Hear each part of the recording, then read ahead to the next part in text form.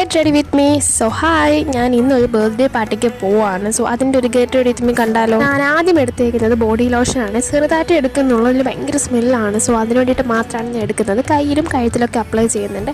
അതിനുശേഷം സൺസ്ക്രീനാണ്. ഞാനൊരു ഈവനിങ് ടൈമാണ് പോകുന്നത്, അതുകൊണ്ട് സൺസ്ക്രീനിൻ്റെ വലിയ ആവശ്യമൊന്നുമില്ല. അതുകൊണ്ട് ചെറുതായിട്ട് എടുത്തേ ഉള്ളൂ. ഇട്ട് വന്നപ്പോഴാണ് മനസ്സിലായത് ഞാൻ കുറേ എടുത്തിട്ടുണ്ടായിരുന്നു. പിന്നെ കയ്യിലൊക്കെ ഇട്ടായിരുന്നു. പിന്നെ ഞാൻ ഡ്രസ്സ് കാണിക്കാൻ മറന്ന്. ഇതാണ് ഞാൻ ഇട്ടുകൊണ്ട് പോകുന്ന ഡ്രസ്സ്. അടുത്തത് ഞാൻ ഫൗണ്ടേഷൻ ഇടാൻ പോകുന്നത്. കണ്ടോ, ഒരു ചെറിയൊരു ഡോട്ട് മാത്രമേ എടുക്കുന്നുള്ളൂ, കാരണം ഇത് ഹൈ കവറേജ് ഫൗണ്ടേഷനാണ്. ഞാൻ ഡോട്ടായിട്ട് ഇട്ടിട്ടാണ് അപ്ലൈ ചെയ്യുന്നത്. ഞാൻ കുറച്ച് നാളായിട്ട് ലിപ്സ്റ്റിക് അവോയ്ഡ് ചെയ്യാണ്. സോ അതുകൊണ്ട് ഞാൻ ലിപ്സ്റ്റിക്കിന് പകരം ലിപ് ബാമാണ് ഇട്ട് കൊടുക്കുന്നത്. നല്ലൊരു ലിപ് ബാം ഇട്ട് ഞാൻ കുറേ ദിവസം കൊണ്ട് ഇപ്പോൾ വീട്ടിലിരിക്കുമ്പോഴും ഞാൻ ലിപ് ബാം തന്നെ ഇട്ട് കൊടുക്കുന്നത്.